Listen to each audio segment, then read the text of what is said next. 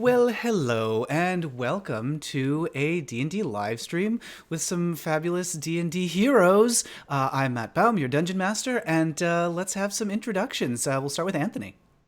Hi, I'm Anthony Oliveira, Mia Koopa online.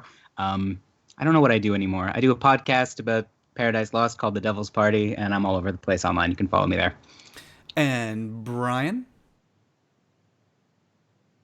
Do we have you there? My name is Bryan Wuest. I guess, I'm a professor. I just finished teaching. I'm not teaching right now, but I just finished teaching a couple classes at UCLA.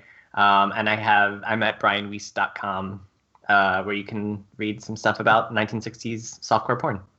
Fantastic. Bryan, I have a feeling there may be a bit of a delay on you because there was a little bit of crosstalk there, but we'll see how that's working out. Just something to keep an eye out for. And Carlos.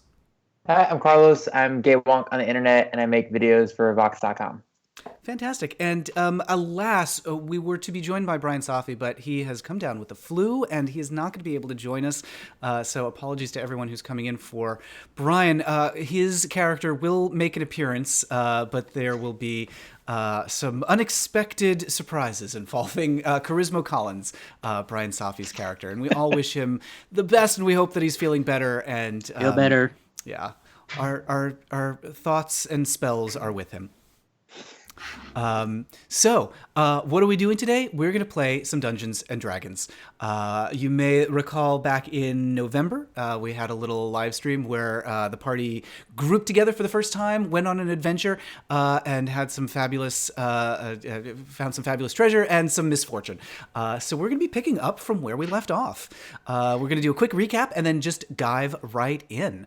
And hello to everybody in the chat. Glory Cave is here and H. Bilam is here. We've got Forsythian and Nutella ice cream. Fabulous. So happy to see you guys. So I'll be glancing over the chat from time to time, but we have invisibly, James, my partner, is in the chat, and he'll be keeping an eye on things. But most of my attention is going to be focused on the party. So, I have an eye on the chat, but I'm not going to be able to respond immediately to folks. Glory Cave says, I'm going to be DMing soon the first time, and I'm terrified. Well, that is the secret of DMing, is that the DM is always, it's like snakes. They're always more scared of the players than the players are of what can happen. But how much prep do you have to do? A lot. I don't have it for this one. I don't have it handy, but like we've got like binders upon binders upon binders of stuff for like our live shows and stuff. Because we do, well, I'll talk about this more at the end of the show, but we do live shows here in Seattle and San Francisco and some other cities. We're looking at Los Angeles, where we get drag queens to play D&D. And we've also got a podcast that we're starting with drag queens playing D&D called Queens of Adventure. That's at queensofadventure.com. But we'll talk all about that stuff at the end of the adventure. There'll be plenty of time for plugging and promos. So just before we get started, any questions from our players? Any questions from the chat? Can we cast spells as cats? I'm guessing no, right? There will be no cat spells. Okay, cool. Just making sure. You should have some character sheets for. So you have character sheets for cats, and you have character sheets for just your regular person. Fantastic, by the way. Yeah. The cats, you'll note, are a bit limited. Can we talk? Yes, we can speak. We can speak common and a language called Caterwaul. Oh, Yes. okay. All right. Okay. So seems like if you can talk, you can cast a spell. But whatever. I'm not the dungeon master. You need to be able to move your fingers, and we have paws right now. Right. And HBLM says everyone is a cat. Grady is not a cat. But we'll do a quick recap about who is a cat and who isn't in just a second. I have become a cat lady. Yeah, because I didn't take because I didn't take something from the tomb, so I didn't become a cat. Is that what it was? That's correct. Yeah. Yeah. We'll go over the details. Okay, sorry. And HBLM says we should have you guys speaking Catalan. That we're gonna file that away in the pun bucket. So let's see. I think you guys you're all experienced, seasoned D&D players. At this point, basically, all you need to know if you're watching is D&D is a game where we tell a story together, and occasionally we roll dice to see what happens. And we know some of the rules, and we'll be following most of them. There will be a few little side diversions from the rules here and there. Let's see. There's some debate happening in the chat about who should be able to cast spells and who shouldn't. But all will be explained momentarily. And I think that's everything. So let's get going. So quick recap. On our last adventure, Peregrinder Shook's research at the College of Wizardry revealed the location of an ancient temple likely to be full of artifacts and treasures. Rich, famous, and bored entertainer Charismo Collins agreed to fund the entire expedition on the condition that he be able to come along. The party hired the paladin Agrias Lunette and the ranger Grady Reinecke to help them reach their destination safely, and deep in the Neverglades, the party befriended an albino alligator and found scrawled notes referring to a being called Calgon. Upon arriving at the Temple of Calgon, Carol Lynn ran the party through initiation challenges, and they were then led to the temple's vault and asked to make one sacrifice each. Each member of the party took an item of treasure and left an item of their own behind, except Grady, who only left the illusion of a pile of money. A skull-headed figure with a muscular purple torso manifested in the vault, accused the party of tampering with its phylactery, and transformed Peregrinder, Charismo, and Agrias into cats. They were barely able to escape on a dirt bike when the temple began to sink into the swamp. Agrias called out to Calgon to take them away, and a burst of power whisked the party out of the temple. It was suggested that perhaps Peregrinder's College of Wizardry may know of some way to break the kitty curse, and so that is where the party is now headed. So you have arrived at the College of Wizardry, an ancient campus where tall stone spires rise above the surrounding forest. You are met by an expert in curses, Peregrinder's colleague, Professor Redgrave. She leads you to a musty library where shelves of books seem to stretch endlessly in all directions, and she notes that there are only 2 cats with you now. Charismo has run off. She places the cats on the table and inspects everyone, then shakes her head, and she says, "Well, do you want the good news first, or the bad news?" Bad. Wait, so can we talk? Are we talking cats? You're a talking cat? All right. All right. Well, I want to know what she thinks is good news and what she thinks is bad news. So give us the bad news. Well, you're in luck because I have a lot of it. The bad news is that your colleague Charismo seems to have run away. As far as we can tell, he seems to have run off through a portal to the Feywild. And it's worse. It gets worse. My research on curses has yielded very little information about your condition. This appears to be a progressive feline curse. In other words, the longer you stay cats, the more fully feline you will become. In fact, the curse has already begun to progress, as you have no doubt noticed, due to your predilection now for grooming yourselves with your tongues. I did that before. You beat me to it. She says, "Now, the good news. There may be a way to delay the curse, or possibly even break it. Because Charismo has run into the Feywild, this has opened up an opportunity for us. There is a portal to the Feywild, a reflection of our dimension, not far from the College of Wizardry. In the Feywild, you may be able to petition Titania for help breaking the curse. She usually finds this sort of thing amusing. If you enter the Feywild, you may be able to break the curse and return to your regular mortal form." Do I recognize who Tanya is? Titania, queen of the fairies. I do. Titania is Queen of the Fairies. Her husband is Oberon. We've got like a Shakespeare thing going on. I'm very excited. She actually would know something about transmogrifying into animals because she slept with Bottom that time when he was a donkey. So I trust this, but I'm not leaving until I went to a lot of trouble to get that amulet last time. I want to know what it does before we take off. She says, yes, all of the artifacts that you have retrieved from the Temple of Calgon are under rigorous study. We are unable to discern much about them, but our top scholars, top men, are researching what these artifacts might be able to yield. We have to be very careful about these things. We don't know what sort of entity we're dealing with. We don't know who Calgon is or what he is. And it's possible that any sort of tampering might make the curse worse. We don't want you all to become fully cats and forget all that you know about your conditions. So I say, I obviously know what the Feywild is, but in case Grady is confused as to what that might entail, could you possibly explain it for my ranger friends as to what the Feywild is? The Feywild is a mystical realm, a reflection of the material plane on which we mortals live. It is a parallel dimension where magic is commonplace, where time passes in a way that is incomprehensible to mortals, where all manner of creatures and powers and spells manifest, and Titania, the queen, rules over the unseelie court. Rules over the Seelie court, a gathering of gentle tricksters and magnificent beings. There are, of course, many dangers. There are, of course, many dangers in the Feywild. Read a book. How do we get there?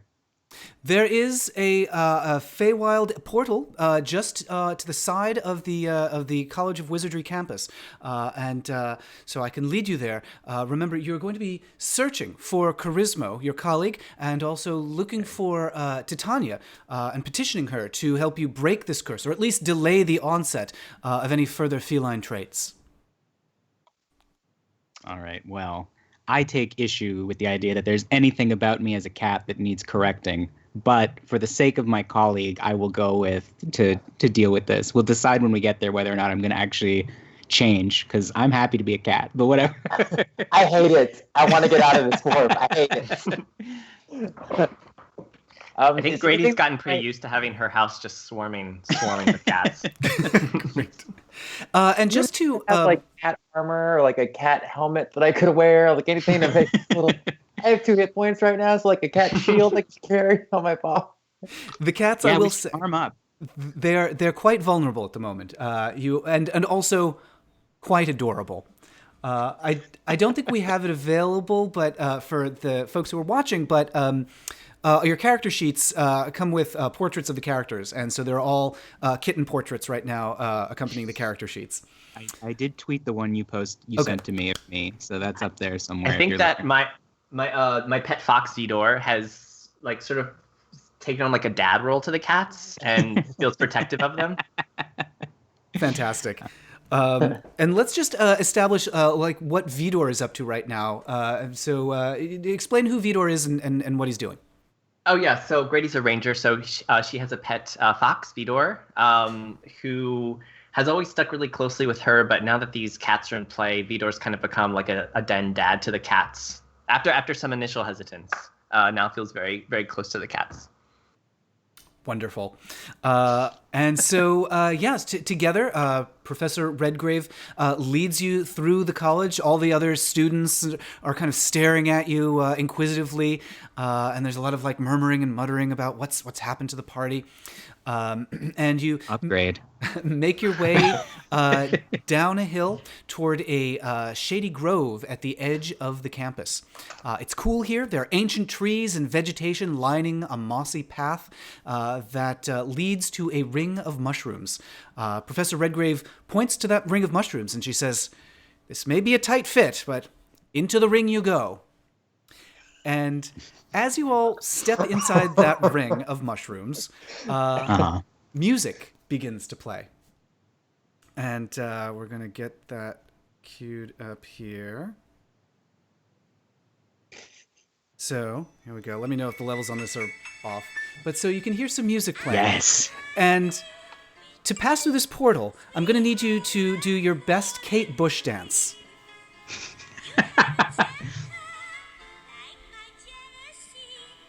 Fantastic.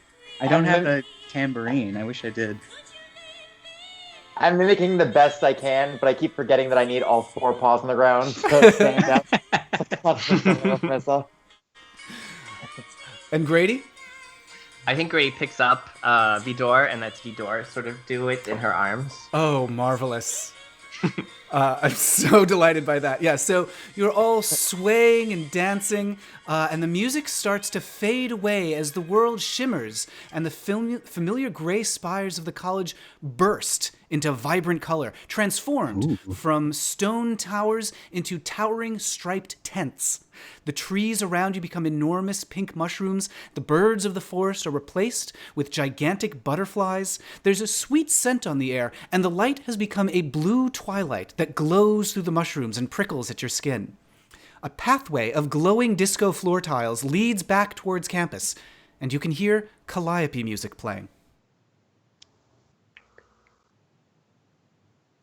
Let's do it. Whatever that is, we rush towards it. Wait, are we waiting for calliope music? I want to find the source of the calliope music. It is emanating from that campus, the giant colorful tents like you can see towering over the tops of the mushrooms.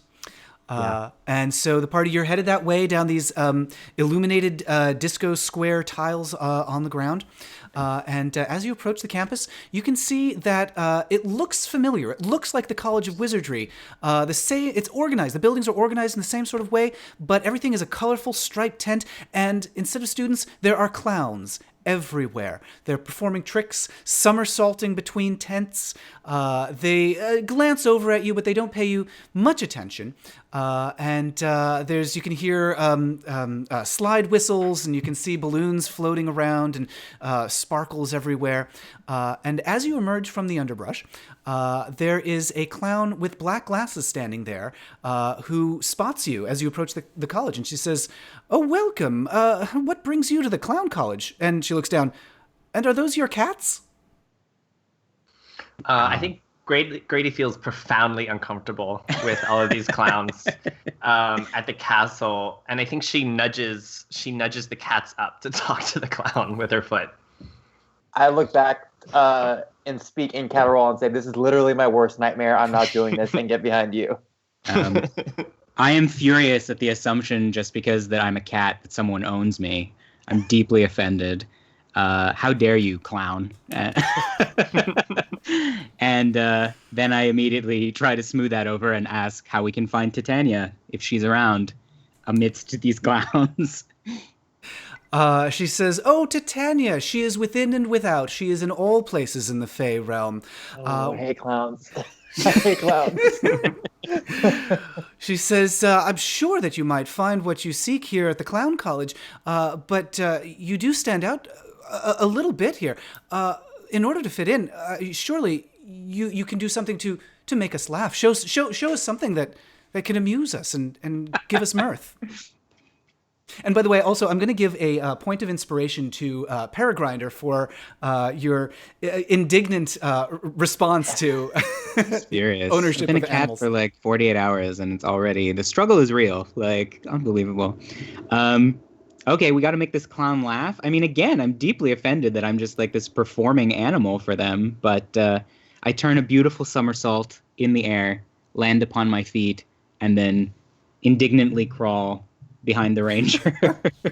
Let me have you do a acrobatics check. Oh, right. That's right. 1d20 plus 2. Consult my documents here. And a big thanks, by the way, to the folks at Wizard who sent Anthony some beautiful dice. Look at these gorgeous I have things. to send you guys. They sent us all this gorgeous little velvet pouch. You've full of been dice. hoarding dice. I know. Those are our dice.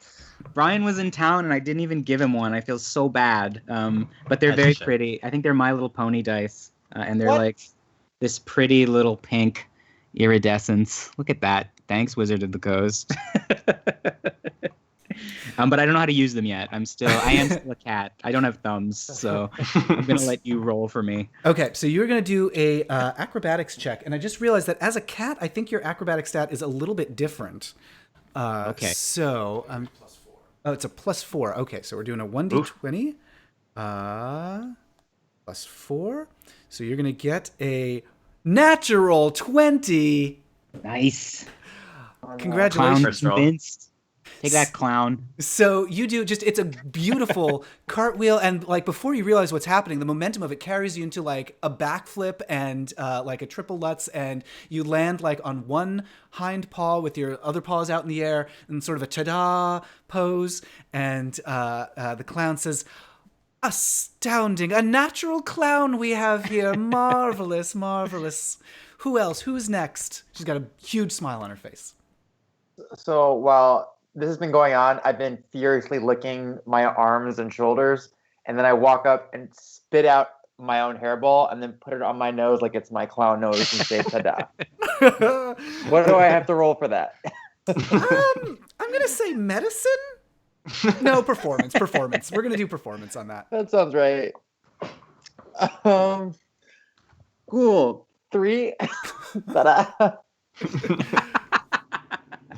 And so the hairball, like, it kind of smells, and it's like slimy, and the clown, like, it looks a little disgusted, and she goes, "Oh, Jesus, gross." But then she kind of recovers herself, and she's like, "I can honestly say in all my time here, I've never seen a trick like that before. Well done. Well Yeah, done my indeed." natural. Don't sell the bike shop yet, but I think you might be onto something. And then she looks to Grady and she says, "And you, a mortal, it appears."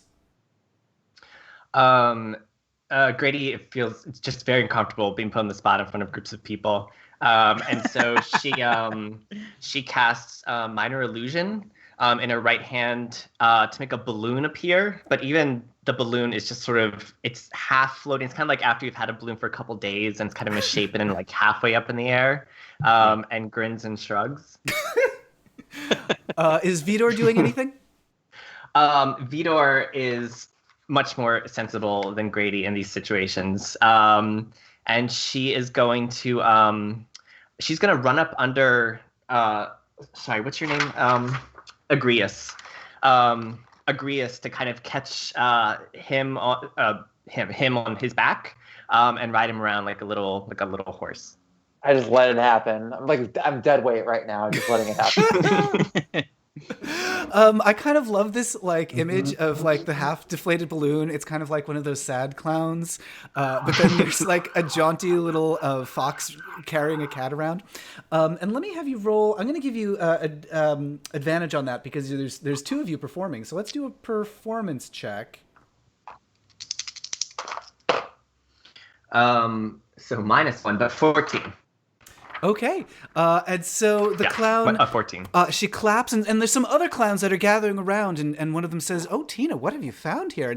And she's like, some guests have entered the Feywild, and look at how talented. And the other clowns are, they're looking on and kind of laughing and applauding.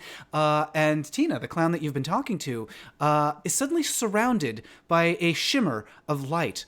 And when it fades, standing before you is a towering woman in regal robes, and the clowns all gasp and cheer, and they shout, "Hail Titania!" And they shower her in glittering confetti.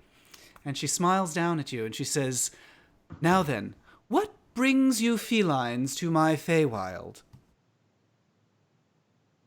I'm fully having the worst day of my life right now. I'm surrounded by clowns, so I'm just like accepted that this is where I die, and I'm just like lying prone on the floor with my eyes closed, waiting for it to be over. How do you feel? I think I pick up Agrius by the scruff of his neck, the way that mother cats do, still kind of dangling in front of my face, and I have an accent and shit, and say, we have a couple cats here who these are not cats. These were my friends, and they got turned into cats by who was it? Sorry. It's Calgon. By Calgon. So A, we need these cats turned back, and B, we've lost our other friend, a flouncy little kitten. Have you seen him around here? And I guess I describe what he looks like. I don't know what he looks like. And I say in common, and can you dismiss the clowns? Do they have class to go to or something, or an assembly, please? Are you guys picking up that siren? Sorry. There's like a fire. I mean, the song of the ceiling chords? Yeah. That's clown whales happening. I give a very stately cat bow, and I say, "Well met by moonlight, proud Titania." And then I would like to insist that while my friends would like not to be cats anymore, I'm pretty good with it. So I would just like to arrest my cat dementia and and like stabilize things, get my magic powers back. But I'd like to explore this cat life a little more. And we're also looking for our friend Charisma, which I don't think we've mentioned. She says, "A curse, is it? A transformative curse? What fun!" And she's smiling down at you, and the clowns behind her all kind of giggle. And she says, Oh, "And a lost friend. There are many of your realm who pass through mine, and we may be able to assist you in your search, and also I may help you mortals on your amusing quest to break this curse, if it pleases me to do so. I can restore your mortal form while you are my guests in the Feywild. But first, the court requires a favor from you. I, too, have lost someone, my pet, the original conjuring cat, magical Mr. Mistopheles. Retrieve him, and I will consider intervening in your predicament." where was the last place you saw him? She says, "He was last seen headed towards the bog. Just follow your nose, and you can catch a whiff of something sickly sweet wafting from the east." She says, to assist you in your journey, I can restore your mortal form here in the Feywild, if you so choose. But I must insist that each of you, if changed back, choose one cat feature to retain." Oh. Okay. You guys know what you want? Yeah. I'm gonna I keep Go my for it. cat ears. You can, and if you ask Titania, I think she might be open to not changing you back, to just restoring your ability to cast spells and such. Sure, yeah. I'm gonna keep this post-humanist ride going. I'm still making notes on I'm writing a monograph about my cat life. So I just want to have my interior, but then what would it mean to have my interiority back? I'm gonna just arrest my cat dementia. I don't want to take on the traits internally of a cat, but I'm gonna keep my cat body. I'm gonna live this furry life a little longer. Fantastic. And Agreus. I want to keep my tail. I like it. It makes me feel less lonely. I like the tail. Aww. Good for balance. Fantastic. Okay. Titania smiles and she says, "So be it." And she waves her hands, and there's sort of a shimmering pink cloud that surrounds the party. And Agreus, you're restored, except for your tail. Paragrinder remains a cat, but you feel a sort of a mechanical shift, and Yes. your statistics have returned to what you're accustomed, and your spell casting is Excellent. restored.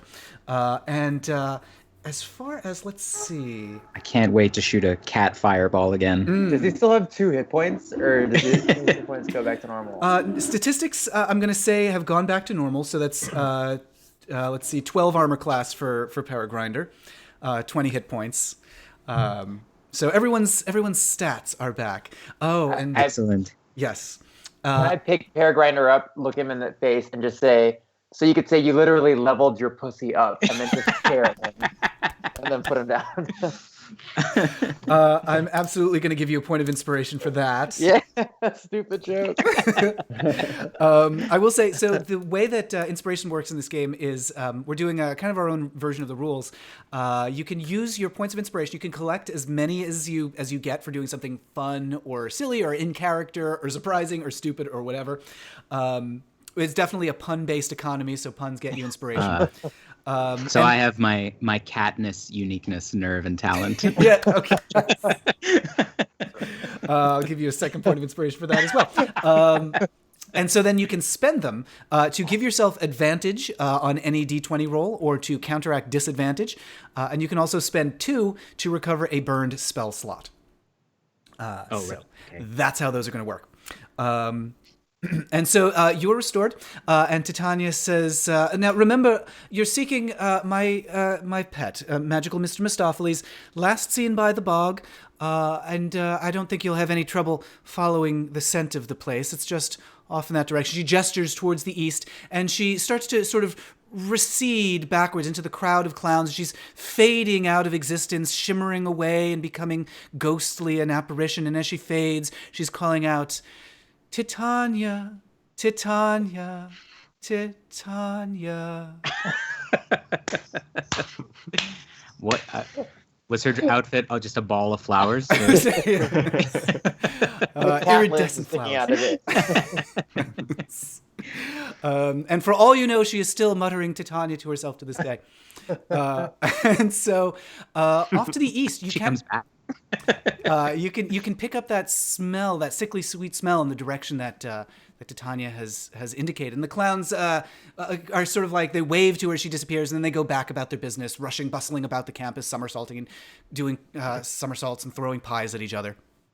I fucking hate this place.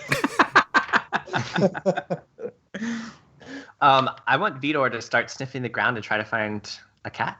Oh, I'll help him. I'll go too. Wait, cats sniff, don't they? Do cats sniff? Don't I have Yes, cats sniff. Yeah, absolutely. I'm going to have you do, let's have you both do investigation checks. And Vidor gets advantage on smelling checks. Great. That's a lot of dice. So investigation for Anthony is going to be a d20 plus 5. Not very good. Vidor gets distracted by some squirrels.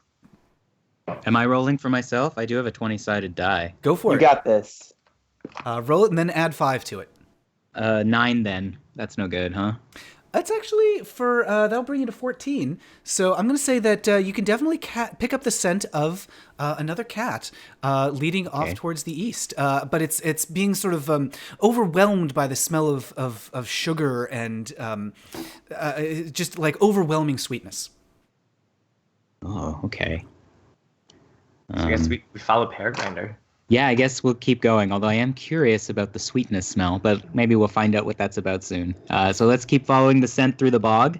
So you can smell that bog before you see it. It is so cloyingly sweet. It makes you all gag. And you turn a corner and you see in the forest and you see bubbling pink mud stretching ahead of you. The pink bog is about 30 feet wide. There are flat stones dotted across it.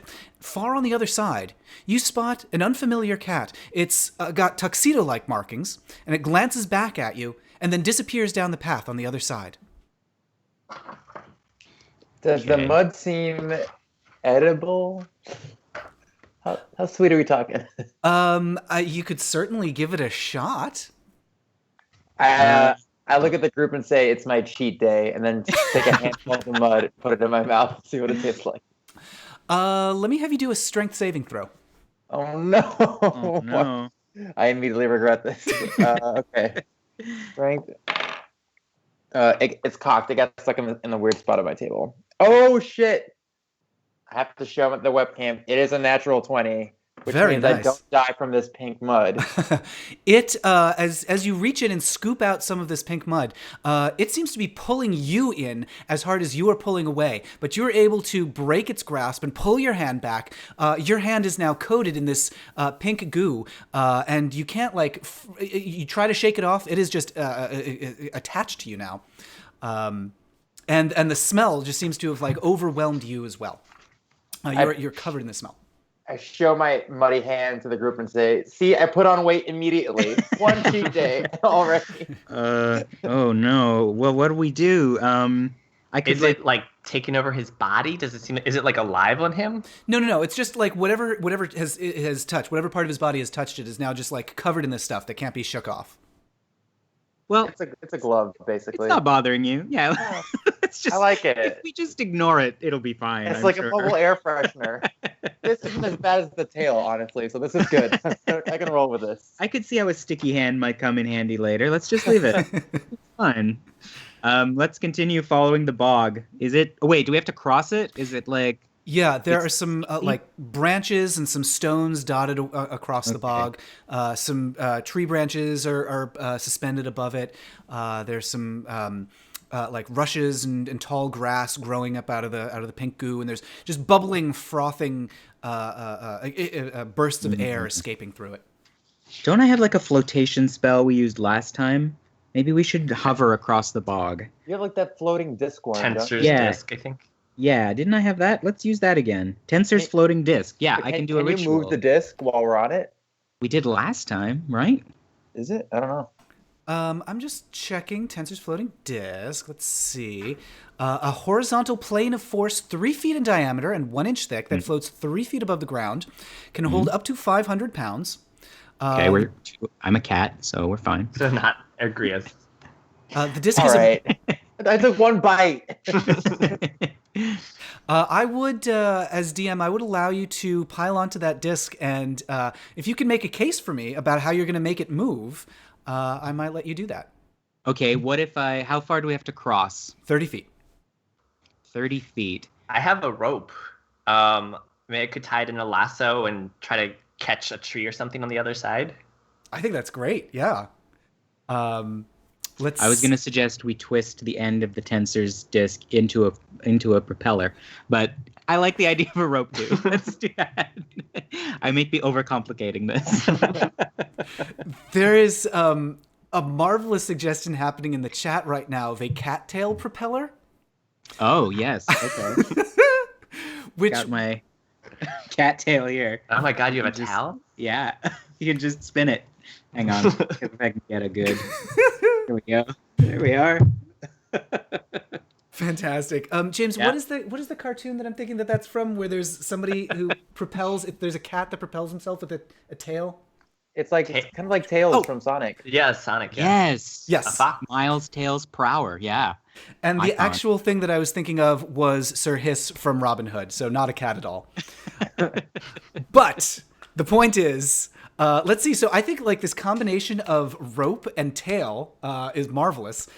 So Grady, let's have you do a I don't know if this should be in nature or sleight of hand. Survival, maybe? I'd go with survival. I'm just checking like your stats. Yeah, let's do that. 1d20 plus 4. Not natural, but 20. Okay, so you are able to lasso a branch that's on the far side of the bog. It's not quite all the way on the other bank, but it's very close. And then let's have Paragrinder describe the what you're doing with the tail. Well, I don't know how cats work, but like as physical beings, but I'm a magic cat, so whatever. So I gingerly, I'm going to get pink goo all over myself. That's okay. We'll figure it out together. Not so bad. I gingerly lower my tail into the pink goo and spin it too fast for it to get entirely stuck, and propel it. I'm hitting myself in the face and propel us right across the bog. And I do the same with my tail. It's like really like Yeah, we've got 2. We can steer that way. Yeah. so degrading. I'm a paladin and I'm waving my tail right now.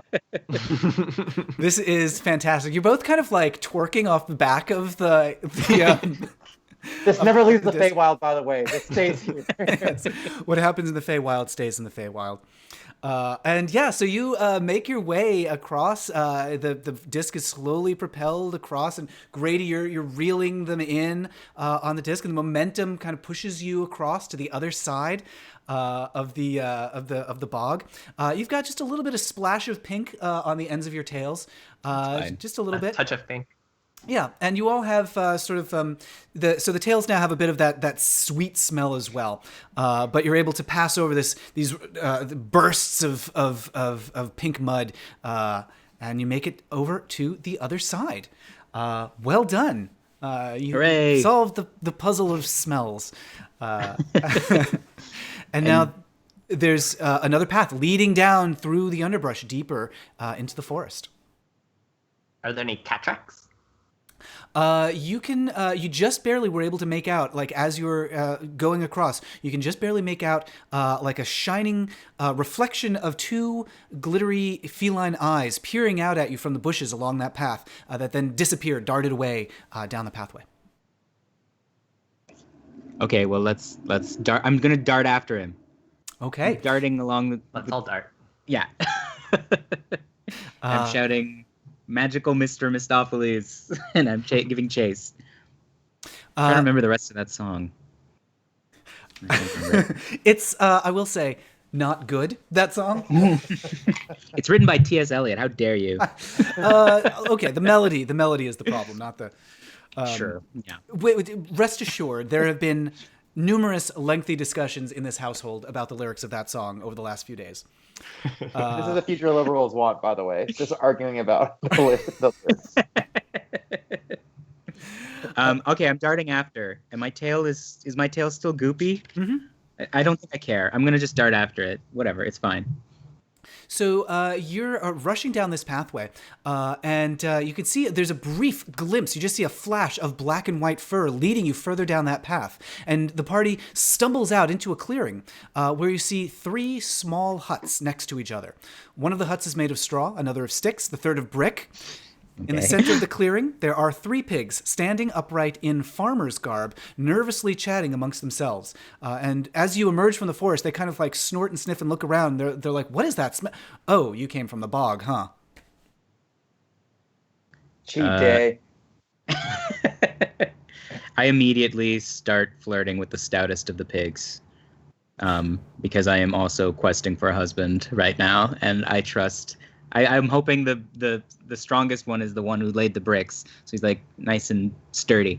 I'm like, hey, buddy. Nice how are flirt. you? Nice flirt.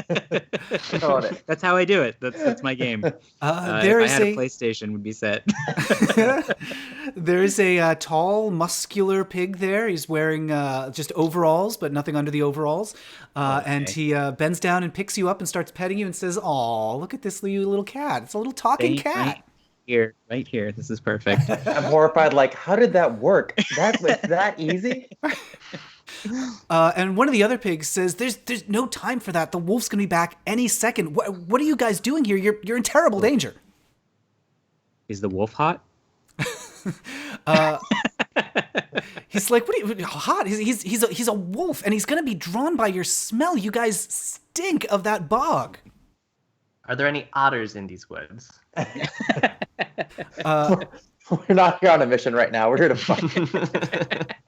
It's like you've completely forgotten about Charisma, about Mr. Mistopheles. You're just like, Mr. Pig, can we hide in your brick house till the wolf passes over? And do you have anything to drink? He looks The a boom little. box? He looks a little nervous about that, and he's like, "Look, we've got enough trouble. It's dangerous with that wolf coming around. He's been trying to eat us for days now. And if he smells you in there, we're done for." He's like, "I don't suppose like you look well. At least 2 of you look like you might be able to do a little fighting. Would you be?" Wow. Okay. All right. I see how it is. Jeez. I get very defensive, and I'm like, "It's a human on the inside, I think. Leave him alone." The muscular pig is like, I'm sorry. I apologize. I assume too much. But would you? Pretty ones are never woke. It's so upsetting. Could you expand your horizons? Could Yeah, you? for real. He says, "Could you maybe help us defend our homes against the wolf? He's been out for us for days now. He's lured by the scent, and I don't think our houses are going to be able to stand up to him much longer." What's in it for us? Do you have any anything to get rid of this goo? Have you seen a cat run by here? They perk up at the mention of a cat, and he's like, "Oh, are you looking for Titania's friend, Mr. Mistopheles?" Yeah. He's like, "Yeah, well, I could tell you where he goes if you could just take care of the wolf for us." Is he like murderous, the wolf? Is that the situation? Because he says, "Well, murderous in that he eats people, so I guess, yeah." All right, fine. I'm not super enthused about helping this racist pig, but whatever. Let's let's get ready for this wolf attack, I guess. Can we ask them if they have any tips or tricks for how to maybe deal with this wolf? Like, does the wolf anything we can use to bait the wolf or distract the wolf? Could we ambush him? Have they encountered him before? Yeah. You're gonna want to be careful of. He's got real keen smell, so anything you could do to distract him smell-wise would probably be good. Just watch out! Don't get too close to terrible teeth because, I mean, he'll just swallow you down in one bite. And you can hear there's sort of a tromping sound coming from the underbrush now. And the pigs are looking real nervous. And one of them, the smallest one with glasses, bolts into the straw hut. And the middle one, who's just wearing a jockstrap, starts backing away towards the hut made of sticks. No, come back. One nasty pig. Why don't so you're still cat form. So I would say Paragrander, why don't we get you up on the roof and you can cast some magic from there? Okay. I'm thinking maybe we should lure him into the bog though. Like, because what are we gonna do against a big wolf? Like, Oh yeah, I agree. We should we just, go to a place where it's Pull hard out to my smell two us. swords. okay, we could just fight him. Do we want to just fight him or do we want to? I'll think we take should down a have that. couple wolves in my day. I like the lure him into a bog idea, so he can't follow or smell that well. Or we could bring some of the goop over here and put it in places where we're not to distract him, like set false traps. Yeah. What if I light him on fire and then he has to go in the bog to put out the fire? Is that how this mud works? Well, Is if the mud I were fire? on fire and I saw a source of liquid, I would jump in, right? Okay. Yeah. I All right. like lead him to the bog, I think, is our strategy. Okay, Move him in that right. direction. All right. Okay. So there's a crash from the underbrush, and a wolf leaps out of the forest right next to the houses, and you can hear the pig in the straw hut whimpering in terror. The pig in the jockstrap is moving. He's edging his eyes wide towards his house of sticks, and the wolf is sniffing hungrily at that jockstrap of his. It's moving closer, prowling directly towards him. And the pig with the big muscular pig with the overalls puts Paragrinder back down on the ground, and he's like, "Oh boy, I hope you guys know what you're doing." And he just bolts into that house made of brick. And, All right. So what's the plan? I'm gonna cast a fog cloud for starters. Ooh, okay. Yeah. Is the wolf hot? Yes or no? What are we dealing with over here? Have we seen him yet?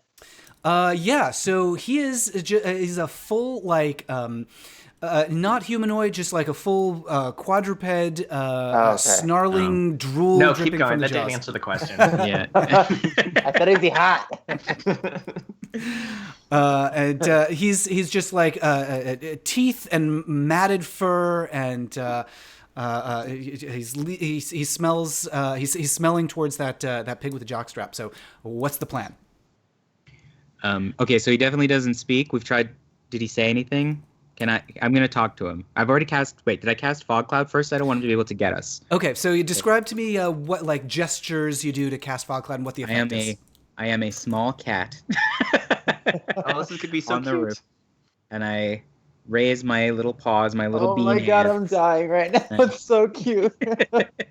I go like this, and from the swirl of my hands comes a cloud of fog that spirals out into the courtyard of the three little pigs and mists over everything, concealing where bog might be and where solid ground might be.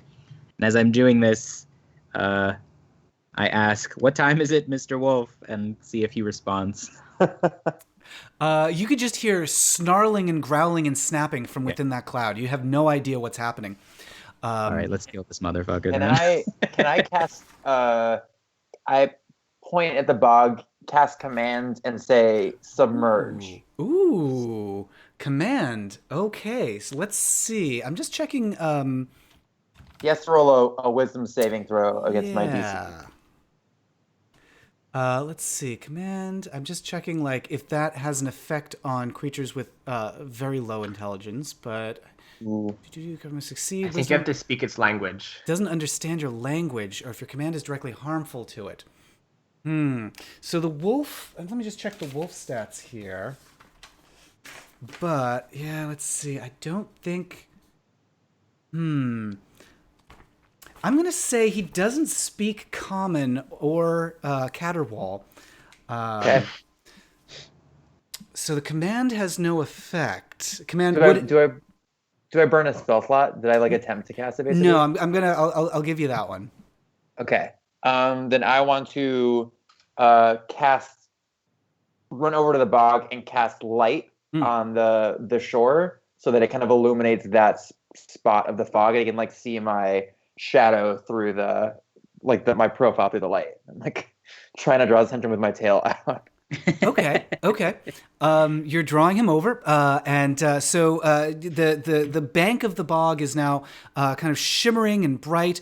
It's just beyond the edge of this fog.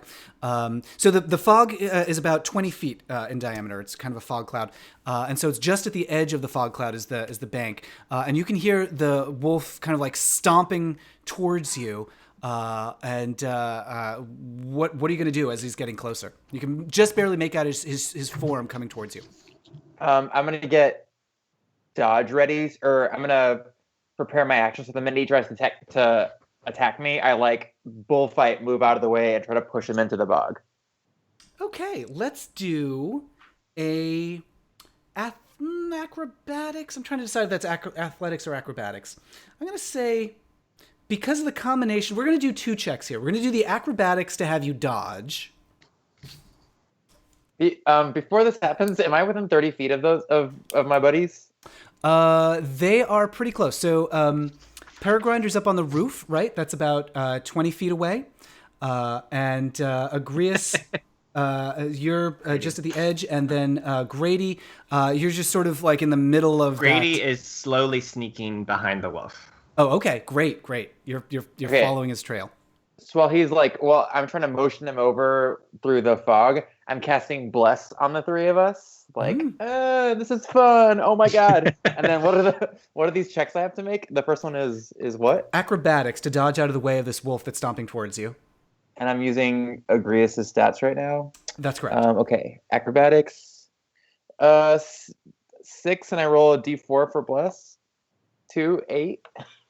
Okay, so hold on a second. I miss being a cat already. Why did I turn into a human? Telling you, man, it's the life. This sucks. You're so cute over there, and I'm looking like an idiot. I'm about to fall in the swamp. So let's go ahead. Or as I see him sort of doing this in a way that doesn't seem like it's coming out very gracefully, I pull out my rope and I'm ready to lasso. Fabulous. Okay, so we're going to start with that bless. So you can bless 3 creatures. I assume you're doing yourself. Oh, and the rest of the party, because there's 3 of you. Yeah. Perfect. So everybody has bless. I'm just making a note of that. Is that attack rolls and also skill checks?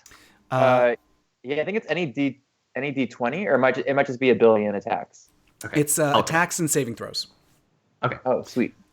So you are going to, let's see.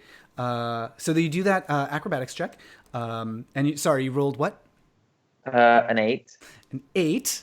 So we're gonna say, and then you have the wolf stomping towards you, and he is teetering just at the edge of the bank. He emerges from the fog cloud to see you there, and he's like kind of like wobbling back and forth. He also at this point has a jockstrap in his jaw. Oh no! And it's torn, and he's just like wobbling back and forth a little bit, off balance at the edge there, and he's grasping out towards you. And you said that you wanted to try to push him in, so let's have you do a strength. Yeah, let's have you do a strength check on that. Actually, let's do athletics for that one. That's a. Did he have a jockstrap when we first saw him, or is he eating one of the pigs? He's eating the little pig. Did we hear any squealing? You didn't hear anything. You just heard like the stomping of this wolf. Yeah, moan. That one was my boyfriend that you ate. God, I'm like rolling terribly. Okay, 10 plus 4, 14. Okay, so you are able to just dodge out of the way and give him like a shove with your elbow, and the wolf slips and he lands in that mud, and he's struggling to free himself, but he is being pulled in. I'm just going to roll for the wolf. Let's see how he does, and he's not sinking, but he is just struggling, and the pink is just like holding him tight, and he is stuck in the pink mud of that bog. Excellent. And he's thrashing back and forth, and the jockstrap is waving from side to side on the sides of his face. But he's not, What a way he's not to able go. to get you. Excellent. All right. Can I have Vidor? Is he still close to the shore? The wolf? Yeah, he's just bank? he's just at the edge of the bog. I want Vidor to go up and snatch the jockstrap out of his jaws. Yeah. A Save risky it. We need to gambit. memorialize this guy. The rest of this game is going to be a funeral procession. So Let's see. Let's have Vidor. Vidor is going to climb to the edge of the bank and then make a. You like want to have him like leap over to the wolf to try to grab it? So is the wolf? What would Vidor have to do? Sorry. Yeah. So the wolf's pretty big. So he's basically the wolf is like on his back in this mud, and he's let's see, what's his size? I think he's large. He's medium, so he's about the size of a person. He's lying on his back, the feet towards the bank and head like away from the bank. So it's about 5 feet into the mud is where that jockstrap is dangling from his jaw. Yeah, I guess you would go run and jump on his belly and try to wrest it from his jaws.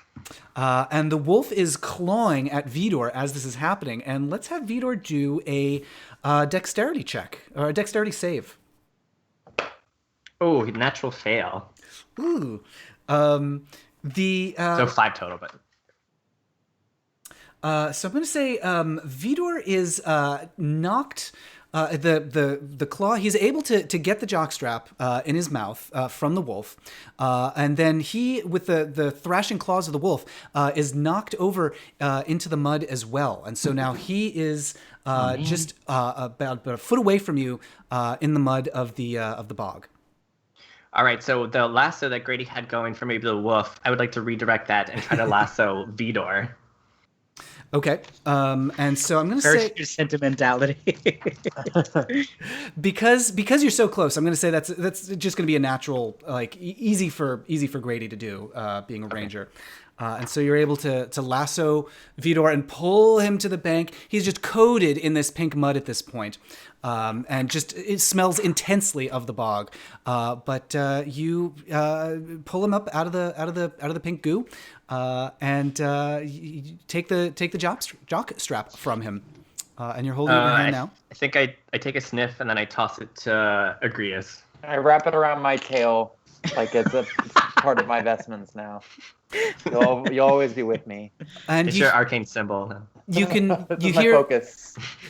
You hear a door open back behind you in the fog, and you see very cautiously that big muscular pig with the overalls emerges and looks around, and you see the kind of the shorter pig with the glasses pokes his head out, and then you see the pig who had the jockstrap nervously emerges, naked now, and he says, okay. "Oh, well, I want you to have it." Thank you so much for helping us. I'm just bawling. The werewolf is like still flailing behind me, and I'm just like, I've never been so happy in my entire life. I thought you were dead. I am now riding inside the big pig's overalls. Very cozy. And so the big pig, he's kind of like petting you softly, and he says, "You have saved us, and maybe now that the wolf has been taught a lesson, maybe we can, I don't know, maybe we can reform him, or at least have him taken away to some sort of humane preserve. We owe you our lives, and you've saved us, you've saved our homes, you've saved our jockstrap collection. What can we do to repay you? You said you were looking for Mr. Mistopheles, and is there anything else that you need in while you're here visiting the Feywild? I mean, You have a way to get this sludge off of my hand, and also his tail. oh yeah, I guess I'm also. And yeah, also I'm my entire fox. Yeah, Yeah. we're slimed. Does he know anything about the mud? breeze Like, what or is the something, fog or- or the bog made of? So the pigs they nod, and the one who's now naked says, "Oh yeah, it's easy to get that off. You just gotta. There's a lagoon just like a couple, just a short walk down the path. It'll just completely clear you off. That's where we always go, and we get it on us." Oh, you guys want to come with us? He kind of bats his eyes, and he's like, "Well, we've got alphabetize our jockstrap collection, but you always know where to find us. So sick of this excuse every time. Every time I Yeah. meet a nice boy. He's got Typical alphabet. pig. Typical pig. All right, well, glad we could help, I guess. Let's go find this lagoon. Wait, do you guys have what- anything that we could like we could use? Maybe like a potion or any tips and trips for surviving in this here Feywild? Yeah, so the muscular pig says, now you said you were looking for Mistopheles, right? Now, we don't know him that well, but we do know about his scarf. Watch out for that cat's scarf. It looks pretty, but it's always tangling people up. Okay. Did Good to Crismo know. have a scarf? What's that, Brian? Did Crismo have a scarf too? He did. Okay, well, like I just asked then, have you guys seen another cat come through here? A very flamboyant, charismatic cat. Musical cat. Probably dancing. He says, that we've seen no sign of that. No other cats. Mr. Mistopheles is the only one that we've ever seen. All right. Do you have any tricks to get clowns to not come near you? Expensive spells or potions that we can use to get the clowns to leave us alone? He's like, oh, the clowns. There's no escaping the clowns. Though I suppose if you do want to avoid them, there's always. I mean, you could leave that goo on you because it's pretty repulsive, the smell. So, I mean, I guess you got a choice to make if you want to keep it or not. Choice is made. I'm keeping the goo. Okay, can I have like an investigation ability, right? Can I like investigate this ooze? Like, do I know anything about it? Did I learn anything about it at the college? Yeah, so the way that would work, that would be a nature check, I think. Don't I have an investigation check too? Yeah, you do. Like, So investigation, you'd usually use. I mean, you could do one or the other. Honestly, it's up to you. Like, your nature modifier is a bit higher than your investigation. okay. So, And I guess Can it's I, also can I it's help like, him with that? yeah, sure. I guess it's also Arcana too, right? Like it's magical. If you could make that case to me, I'd let you use that. Well, I guess the stats are the same. I'll use investigation. Oh yeah, sorry, I was looking at the wrong one. Yeah, your investigation is pretty good. So it's +5. So go ahead and roll To a 20? Yeah, To this 20. guy? Yep. Okay. And if I'm helping him, can he have advantage? Yeah, go ahead and roll that with advantage. I rolled a refusing. Oof. You rolled it. Advantage. One more. You have to roll it again because Grady's okay. helping you. I rolled a 4. Okay. Nice. So this is still, it's pretty foreign to you. You've never encountered anything like this. But it definitely, it's magical, and it can be, what you can detect about this from close inspection is that it's just incredibly sticky and can be used to basically anything that touches it adheres. So it is basically a universal glue is what you recognize it as.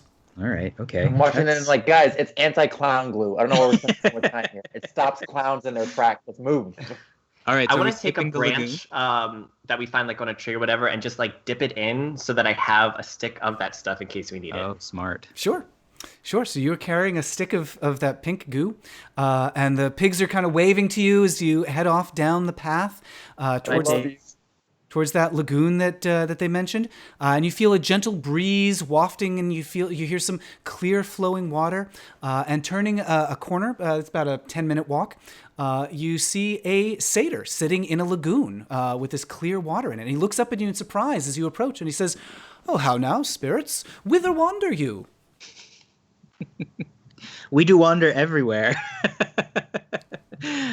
We are looking for, well, okay, if we have a branch of the goo, then I don't need to be gooey anymore. So I'm gingerly dipping my tail into the lagoon as we're talking. But I address the satyr and ask, have you perchance seen another cat in a scarf go by here at all? Yes, he says, indeed I have. There's many who pass over the satyr's glen. He says, "I'd be happy to point you in his direction." That was terrible. Take an inspiration point away from me. So he says, "I'd be happy to point you in his direction if you're following him, but I do so lack in company. I wonder if you might provide me some amusement and diversion before you move along on your way." Can I insight check and sense if he's friendly or if he's up to something, like if he's his ulterior motives? Well, he's a satyr. He's definitely up to something. Okay, so 15. So you can detect sort of a mischievous glint in his eye and a little smirk as he's beckoning you over to the pool. I lean over and I go, "I know what this is. Are you a clown?" Who are these fucking clowns? Guys. He says, "I have been known to take that appearance, but no, you look upon me in my natural form. Here in this glen, I revert to my satyr form.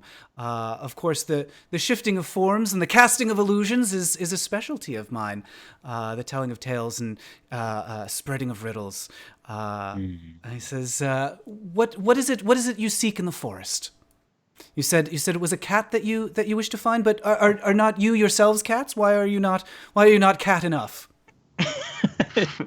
I am cat enough for me, and that's all that matters. But I'm overly moved by that statement. He's right. Okay, he needs entertainment. We need to give him a number. What are we gonna give him? He says, "Oh no, the entertainment is all mine. The pleasure of your company and your indulgence in a little game." Oh, okay, yeah, I could play a game. Why not? I'm in no rush to find charisma. He is delighted. He says, "Marvelous, marvelous. Now I am, of course, happy to help you in your search. If you'll indulge me in just a little play." And he snaps his fingers, and the party feels a bit dizzy for a moment. And he says, "A little donkey play." And you realize, looking into the lagoon, that all three of you have donkey heads now. Yay. What about cat? Vidor? Does Vidor have a donkey head? Oh, yeah, Vidor too, yes. So I'm a cat with a donkey head now? Exactly. It's immediately too heavy, and I tip. I'm now pinned by my donkey head. It's on the bank of the lagoon. Yeah. And he says, fear not, just a game, a mere game. You'll be restored if you can answer a few riddles. I've been workshopping some new material, and I'd like to try it out on you, if I may." Oh God, his tight five. I mean, again, I'm perfectly happy. The more post-human I get, the happier I am. So I'm perfectly happy with my giant donkey head. But if you guys aren't, then I'm happy to go along with his tight five for sure. What you got? He rubs his hands together happily, and he says, "Riddle number 1. I weaken all men for hours each day. I show you strange visions while you are away. I take you by night, by day take you back. None suffer to have me, but do from my lack." Your sleep. Oh, he looks impressed, and he applauds, and snaps his fingers, and the donkey heads sort of shimmer a little bit, and the ears descend in height ever so slightly. He says, "Well done indeed. Now, riddle number 2. They have not flesh nor feathers, nor scales, nor bone, yet they have fingers and thumbs all of their own." What has fingers and thumbs but isn't alive? Wait, what was the beginning again? They have not flesh nor feathers nor scales nor bone, yet they have fingers and thumbs all of their own.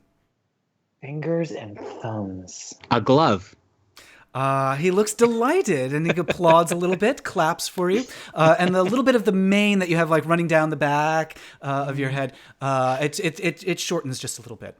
I love the idea of your head on the floor, just going, "Look." I kind of want to keep my giant donkey head. I'm bummed. You're gonna He's, get back to the Feywild, and your friend's gonna be like, "What the fuck happened in there?" If I could keep my giant and maybe get some wings, and I'd be perfectly happy. The final boss is Anthony. We have to kill yeah. whatever monster he's become. We have to slay it. He says, I have rivers, but no water, forests, but no trees, mountains, but no rocks, towns, but no houses. You're a map. Map? Yes, he looks very impressed again, and you feel the fur on your face sort of soften and recede just a little bit. And he says, one more. I'm rarely touched, but often held. If you have wit, you'll use me well. Your breath. Your tongue? He looks to Grady and says, well done, indeed. And he snaps his fingers. And Grady, your head is restored. Vidor's head is restored. Agrias's head is restored. And Peregrinder, the donkey head is sized down to a size that is reasonable for a cat. Oh, I hate it. All right, perfect. I love it. This is exactly what I wanted. The satyr says, you have been extremely speedy in solving my riddles. He said, I don't suppose for a fifth riddle, I might give you some additional assistance in your journey? Sure, Is yes, there any drawback absolutely. if we get this wrong? Are you gonna? Is there a penalty? Do we go back to being huge donkeys if we get this wrong? He says, we'll just have to see what happens. I Maybe can. Peregriner high risk, can just high reward, bear yeah. all of our penalties. Yeah. Could I be a donkey with a cat's head? Jesus. He says all around us there are rooms, none of which you can enter. What rooms are these? Mushrooms. Yes. He looks a little dismayed, and he says, "Back to the drawing board for me, I suppose." Damn it. Uh, Am I a cat again? you are a cat with a donkey's head. Donkey head. Okay, good. Yeah. And Donk cat. Into it. he says, "Your company has been quite a pleasure, and I certainly have my work cut out for me on revising all of these drafts." He says, "Now then, you said you were looking for Mr. Mistopheles, and is there anything else that has brought you into the Feywild? Anything else that I can tell you about our realm or about the magic that ensorcels us all?" When we find Mr. Mistopheles, how do we keep him? Like, do we know why he left? He says, Mr. Mistopheles is, like me, a puckish imp of the Feywild. He searches only for trouble and to make difficulty for others. Then we're going to need a way to keep him. Has this satyr got any way for us to hold him? I Or imagine you convince just saying him? this out loud to us within earshot of the satyr. Like, this fucking satyr have anything we can use? I'm sorry, I shouldn't talk over satyrs like that. That's also non-racially sensitive of me. When we meet Mr. Mistopheles, do you have any suggestions about how we could get him to come with us? He says, well, it seems as though you carry a rather persuasive adhesive with you already. Oh, okay. All right. So we're just going to gum him up. That sounds good Stick to him me. to my hand, and then this is also a catching cat glove. Anti-clown, pro-cat. He's been petting Peregrinder as you're talking, down between the ears. Do you have donkey ears or do you have cat ears? Just horrify us. Yeah. Yeah, what would be the worst? I have one donkey ear and one Oh cat. my god. Don't throw up. Yep, that is the worst. That is the worst. He's been petting you and scratching behind the donkey ear and the cat ear, and he says, "What a fascinating form you have taken. How came you to be cats?" Hang on, I'm trying to get a donkey ear going here. Does that work? Oh my god. Here we go. That's uncanny. You're an abomination. Funny story. We stole the relic, the Amulet of Calgon, which I am hoping the college is working on because I want my hands on that thing. And Back in to leaving them his just like temple- drinking coffee, not doing any work on it. Like, I wonder where those guys went. Totally not working on it. They have papers to grade. So we are looking for a way for some of us to break the ensorcelment we are under. Some of us are a bit more open-minded about these things. He's petting you. He says, Calgon, now that's a name I haven't heard in a very long time. I've never met him myself, though that priest of his did used to pass through here. He is, as I recall, there's a portal on the material plane that he used to use, located on a distant, mysterious island. Fire Island, I believe it's called. Oh. Let's go to Fire Island. Can we go back for the pig? bring him, let's just like the whole family goes. Okay, so He wait. says, "Do be careful of that of his followers, particularly that I'm familiar with that priest, the one who has a predilection for cats. He's a dangerous customer and has been known to become obsessed." How does he feel about donkey chimera cats? How everyone feels about donkey chimera cats. He says he feels like this, and he flips you over on your belly and rubs your belly. Yes, excellent. Oh, this is good. Okay, Don't all right. encourage them. So what is our assignment now? We're gonna free the Mr. Mistopheles. We're gonna catch him, and now we're going to Fire Island. Is that the plan? Is that what we? We have to find a Charisma, though. I have a feeling Charisma and magical Mr. Mistopheles may have more to do with each other than we thought initially. Is Fire Island in the Feywild, or is it back on the material plane or whatever? That is on the material plane. Okay. Okay, all right. So let's decat everybody. We're gonna have to get a timeshare and everything. That's long game stuff. I have to pass. Grady is not going to have a lot of fun on Fire Island. She needs like Long Beach or something. I don't know where lesbians go. Lesbos? No, is that not a thing? Oh yeah, I mean, there many names has Fire Island had in the eons. The Satyr's like regretting asking for our company. He's like, "What the fuck have I done?" So can I help you with anything else, or? He says, away with you, spirits. The time grows short for to catch Mr. Mistopheles before he wreaks even more havoc in the Feywild." Is he pointing us in the direction of Mr. Mephistopheles? He is indeed pointing you. There's another path that leads away through the underbrush, and he's kind of like pushing you off in that direction. And so the party is continuing off that way.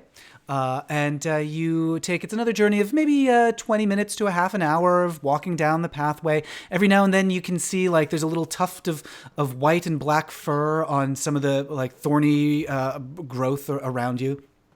And you step like growing on it? No. Like that's been caught by I thought we were in an annihilation situation. Okay.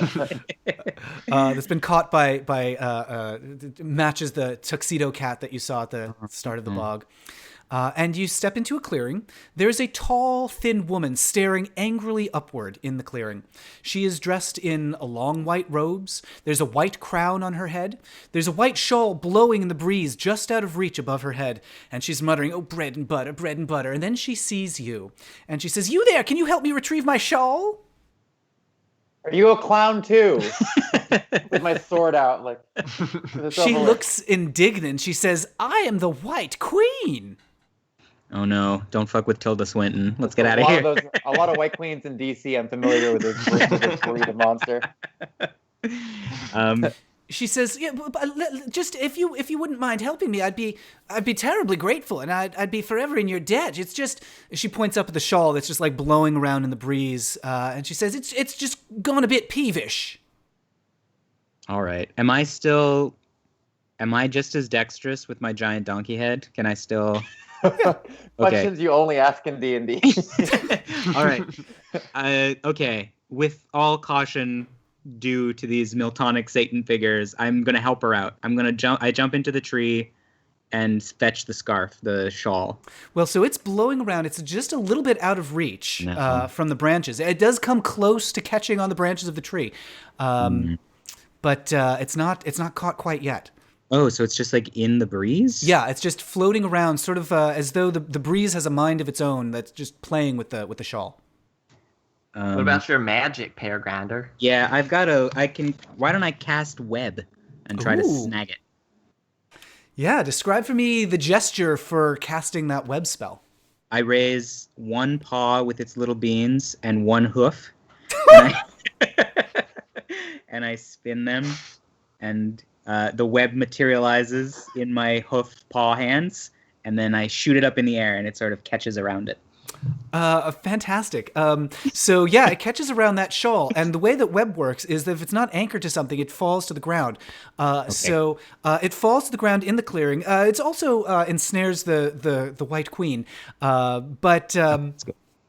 She just kind of like, oh goodness, and she tosses it to the side, but she's got the shawl now, and she's sort of pinning it in place around her neck, and she says, "Oh, I'm ever so grateful. I knew, of course, that you'd be able to help me with that.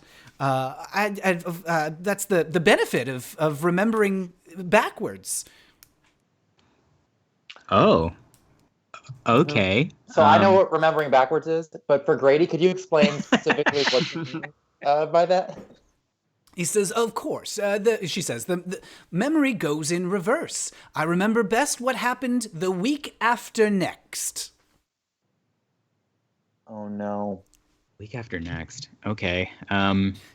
So how does all this... Could you Do you tell remember us... us finding a cat around here? She says, "I remember it well. It's going to happen quite soon. You're going to find Mr. Mistopheles out here in the woods, and but something terrible is going to happen to you." What is it? What is it? Something with a mushroom. Watch out for those red mushrooms. They'll put you in a snit. I point at Peregriner and go, what's happening? Does this get worse over time? Like, is this the worst it gets, or is this going to be some true, like, kill me out of mercy situation in a couple of minutes? No, I'm into it. I want wings and, like, a fish tail before this is over.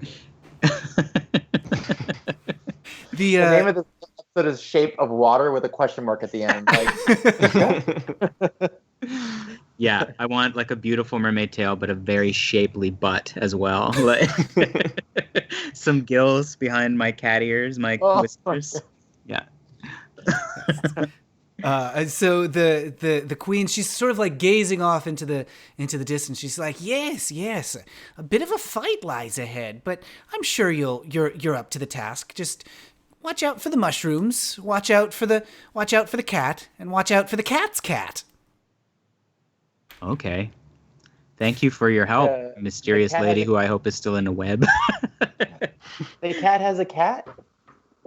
And so she's like, "Don't all cats have cats?" And she says, "Anyway, you'll do just fine. This with a little help from your old friend, the White Queen. This you're sure to do even better than you're gonna do before. Much better, much better." And as she's saying that, she's getting kind of shorter and leaning forward, and suddenly she's not there, but a sheep is. Oh. Hello. I knew it was the fucking clown. Okay, well, is she happy? I can talk to animals. So I ask her, are you okay? Her name? Carol. She just kind of nods, and she's chewing some grass now, and she says, "Never better." But she has some... she's kind of wandering to the far edge of the clearing here, and you can see that there is another path leading deeper into the forest, and there's a few little tufts of black and white fur caught on the undergrowth. All right, let's follow that sheep. Yeah, is she cruising with us, or she's just pointing us in the right direction? She's just nodding off in the right direction, and she's in no hurry to move along. She's a sheep. She's got her crown on her head, the shawl around her neck, and she's just still wearing the crown. She's still wearing the crown, happily chewing on the grass. Can I find a familiar? Can I make her into my familiar? Oh, that's an interesting question. Typically, no, but let's see where we can go with this. Usually the way Find a Familiar works is you conjure an animal, but if you wanted to make the White Queen your familiar, the judges and I are considering that right now and giving each other funny looks. Ooh. It's the Feywild. I would say yes. Yeah. So the rules in the Feywild, it's spring break for magic. Okay. And so the way that Find Familiar works is you have a creature that you can summon or dismiss at will and give basic instruction to. Well, what could be more useful than a sheep wearing a crown? I just can't imagine we're going to get anything better than this. So I can ride it. It can ram things. It's got like a cutting surface. I'm into it. Let's do it. All right. So I once again raised Matt's realizing that he's given you a battle sheep right now and is immediately regretting it. I raise my little bean paw and my weird little hoof, and I spin my hands, and I wiggle my nose, and I ensorcel this sheep to be my familiar. She looks a little startled by this. Describe for me, you're going to need to do a little persuasion to try to... I'm just looking over your stats here. Let's see. You got a 0 in animal handling. What are you going to do to try to guide her into... She is the White Queen, of course. Is there something that you could do to tempt her to becoming your familiar? I am going to say, listen, you already know how this works out, so you already know you agree. So let's just skip to the end, and you come with us. And so she's still chewing a little bit, and she kind of like kneels down and kind of like gestures up onto her back. Yep. I'm riding this battle sheep to Kingdom Come. Let's do this. Wait, do I have any rope? I think I have some rope. I'm gonna secure myself to her. You could just adhesive yourself to her. I think I washed my tail. Okay, I take a little bit of the branch glue from Grady, just a little, and I glue my butt to the top of the sheep. I think this is just the next step in like your post-human thing. Yes, yeah. Now I'm two people merging. Yeah, I'm a donkey cat riding a sentient sheep. It's like the human centipede, but 0% human. The Feywild centipede. Just my malevolent intellect. All right, so I'm now glued to it. The party is continuing down the path warily. You've got Grady leading the way with a stick with some glue on it, followed by a fox that and Vidor is still sticky and pink, right? Yeah. You're followed by Agrius, the paladin with a cattail, and taking up the rear is a sheep with a crown on its head, and on its back a cat with a donkey's head, one donkey ear, one cat ear, and I think you mentioned that you have a hoof. I have one hoof here and one hoof here, and I have diagonal cat feet. Diagonal cat feet. Great. Yeah. The clowns are going to think you're a demigod when we get back. Yes. Destroyer Maybe I am. Let's see how this goes down. You walk for maybe another half hour or so, and you come upon another clearing. The twilight and animal calls of the Feywild have faded away as you've walked deeper. It is now deathly silent and very dark. And from up above, there's a glimmer of light. You see a man with cat features wearing a tuxedo slowly descending on a vine. His jacket glitters as he nears the ground, and with a nod to the party, he exclaims, "Presto!" And the glade bursts with color and light, trees and stones glowing with every shade of the rainbow, and dotted around the clearing are red and blue mushrooms. And from the far side of the clearing approaches an enormous black six-legged cat. The cat man at the center of the clearing winks at you. He hops up onto the giant beast's back, and he says, "Well, you've found Mr. Mistopheles. Are you ready to play?"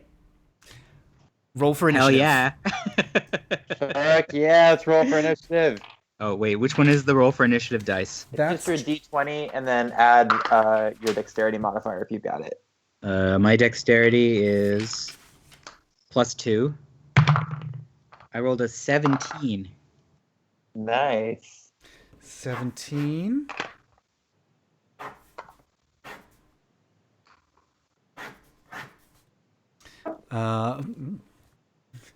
So let me know what you're getting. Go ahead, Agrius.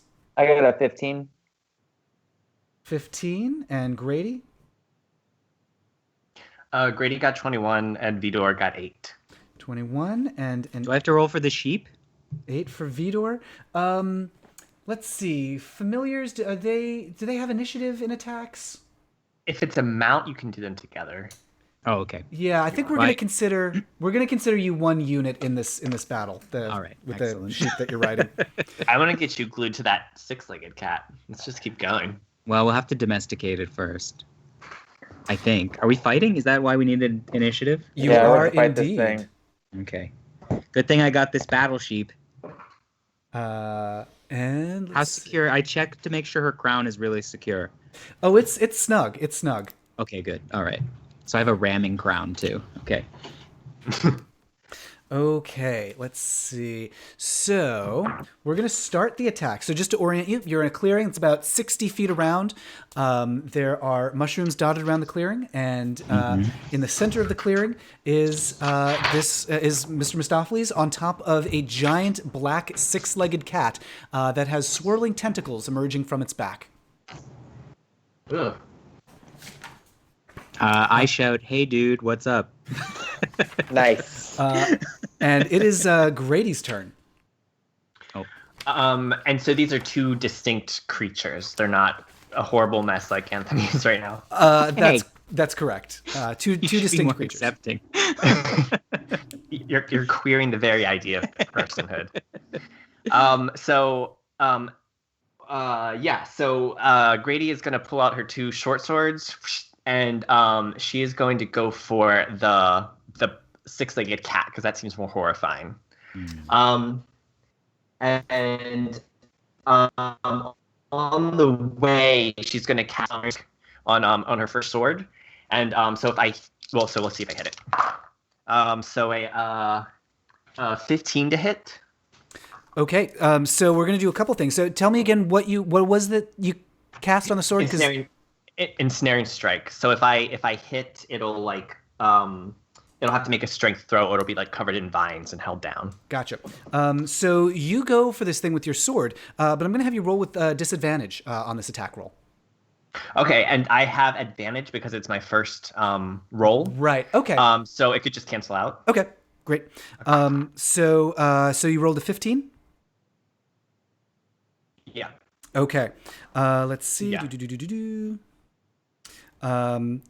So that is gonna hit and do your damage on that. Okay. Sorry. Okay, so that does 9 damage. Okay. So that is going to do 9 points of damage on there, and the giant black cat beast snarls at you, and its tentacles sort of are whipping back and forth. But it, let's see, Yep, it is. He's definitely taken some damage there, And it makes a strength saving throw because of my Ensnaring Strike. Oh, right. Strength saving throw is going to be. It's going to roll a 14. What's the DC on that? That passes. Okay.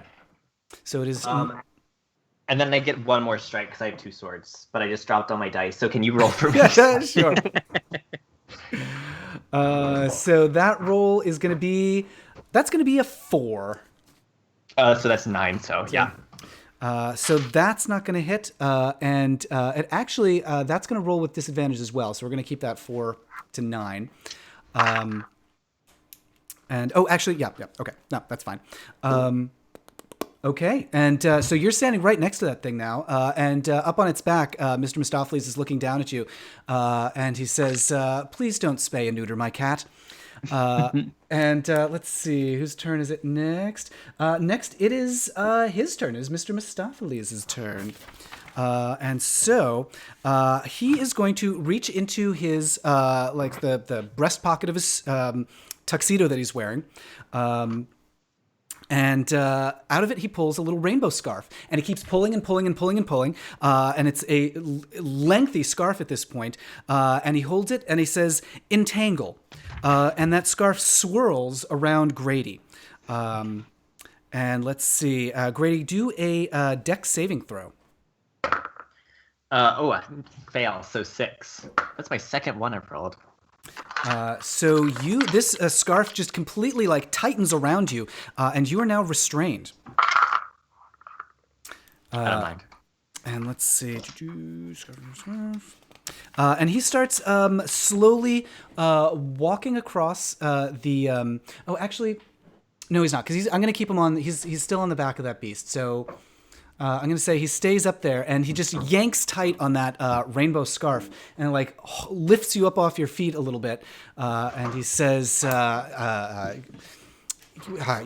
not a cat at all. I'm not."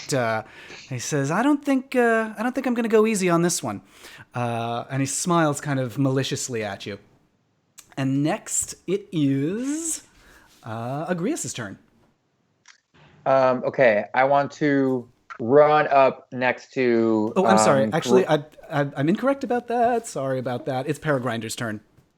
You got that 17. Okay. I was doing something great, by the way. No pressure. I don't know. I can throw fire. I don't know why we're fighting. Why are we fighting? Can I ask him why we're fighting? You can. I'm gonna ask him why we're fighting. What's the deal? Why doesn't he want to come back to Titania? We're just here to like bring him home. He says, home, the court is boring. Titania is boring. I want to play. Oh, well, that sounds reasonable. I mean, we're not gonna force him against his will.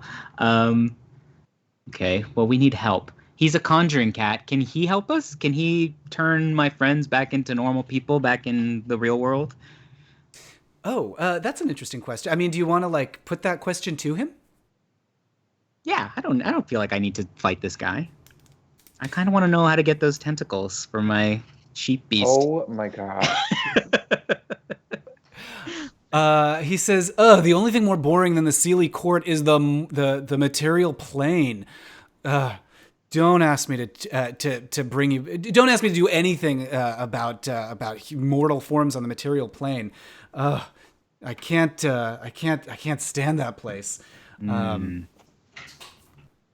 And he kind of like jerks on that rainbow scarf again. All right. Well, what? Okay. He's like, what would it take to get him to come back with us? I'm asking. Like, you don't have to stay. You just have to come back long enough for us to take off and get the help we need. Well, he looks a little interested in that, and he says, "So you want to make a deal? Well, what do you have to offer?" He says, "Because right now I'm looking at a sheep, I'm looking at a donkey cat, I'm looking at some sort of like tail weirdo, and Yeah. Sure. How dare you? Okay, here's the deal. Is my sheep the White Witch? the White Queen." The White Queen. Oh. Wait, which White Queen? Uh, Is this Jadis? Is this the White Queen from I Chronicles think you 9? might have drifted into Lewis Carroll. Yeah. Oh. Yeah, there's been some drift. She's in let me see. Let's have you do. It's a little strange to be doing this during battle, but Feywild, anything goes. Let's have you do just an insight check on the White Queen, the sheep that you're riding. Okay. How do I do that? 1d20 plus. That's a plus 0, or I guess you could do like an Arcana check, which would be a plus 5. Okay, let's do that. I rolled an 18. I don't know why I show you guys. Like I could literally hold whichever. Yeah, number up, we know what 18 looks like. They're just so pretty that I just want to show you. I rolled an 18 plus 5. So, is this Jadis, the White Witch? What you recognize is the on her crown, this magical crown that she has, from your knowledge of the arcane arts. You recognize it's shaped in the top of a chess piece. Oh, damn it. Okay. Well, let's ask her. Hey, how do we get out of this? She knows the future. She's not just a battle ram. How did we get out of this? Yes, yeah. What could I offer him that would make him happy? That would make him come with us? What could you offer him? So she's just been chewing like some grass at this point. She says, and she looks up at you and she says, kind of in like a bleating sheep voice, she says, well, he was bored in court, so entertain him. Okay. What could we do? Fighting for your life is pretty entertaining. We could try to kill him and see if he enjoys that. All right, okay, fine. I'm convinced. Let's just ram him with this crown. Do you want to like? Are you going to like direct the White Queen to just like ram him? Because she could. You could definitely do that. I just don't want to fight him. Like, I don't know. You guys want to just fight? Should we just? Grease is like all hyped with the sword and shield. Like, just do something. All right. Okay. Yeah. Grady is feeling less enthusiastic about fighting him. We're gonna ram this mount of his around the back at the center of his like nest of tentacles. I'm gonna jam that crown as hard as I can. So we're going to do a little improvising here and use a. We're going to say this is a charge into a headbutt. Okay. Let's see. So you're just running directly at this thing, and we're going to have it do a strength saving throw to see if it's knocked over. Yeah. So it rolls a 12 there on that. 12 thing. Okay, so it's able to withstand the impact of the sheep with the crown, like ramming into it. But we're also going to say for your attack here, this is going to be a headbutt. So roll a 1d20 plus 3. Oh, okay.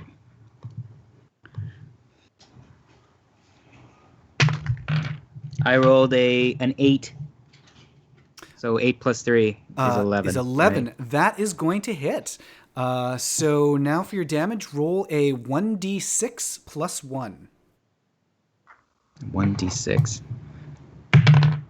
I got 1 plus 2 plus 1, I guess. So 2. Okay, so you got 2 points of damage on him. And so you ram into this creature, and it's just kind of like shakes a little bit, and then it looks down at you and kind of snarls. And let me have you, as you are traversing that clearing, I'm going to have you do. Let's see. Hold on 1 second. I'm going to have you do a Constitution save as well. So go ahead and roll a 1d20. Plus your Constitution. Plus 2 for Constitution. I rolled a 4. Okay. So you suddenly become aware that something it made it a little hard for you to breathe. And you're going to take... Oh, no. I'm allergic to cats. Am I allergic to myself? In running across the field towards this thing, you have... taken 4 points of damage. Oh. From the mushrooms, you guys think? Should we be careful about these mushrooms? Oh, right. The White Queen talked about red mushrooms being bad. Yeah. Yeah, looking back, you can see that you've trampled quite a few mushrooms. What if we jammed a mushroom in his mouth? That's not a bad idea. It is Carlos's turn next. Does the cat has the cat spoken any common? Like, would the cat understand what I was saying? Yeah, it was talking. So the cat man on top of the cat beast talked, but the cat beast itself is no, it does not speak any languages. Okay, then I point at Catman, or I point at the big cat, and I say to Catman, leash, and cast command, trying to get him to use the scarf on his own cat. Oh, okay. That's great. And so I'm just looking at how command, like when that actually takes effect. Is that on his turn? It's on his turn, yeah. He must use his next turn. But he has to succeed a wisdom saving throw. Saving throw. Or follow the command on its next turn. All right, so he's going to do a wisdom saving throw, and he's going to roll. He rolls a 3 plus, well, whatever. It's 3 plus whatever is not going to work. The command works. Yeah, so he's going to leash on his next turn. Great. So next we've got it's Vidor's turn. Okay, so I think Vidor's going to see that Grady is in trouble, and is going to. So it's like the scarf is extended and then wrapped around Grady. That's correct. So I think he's going to go and try to bite through the scarf, where it already is like a leash to me. Okay.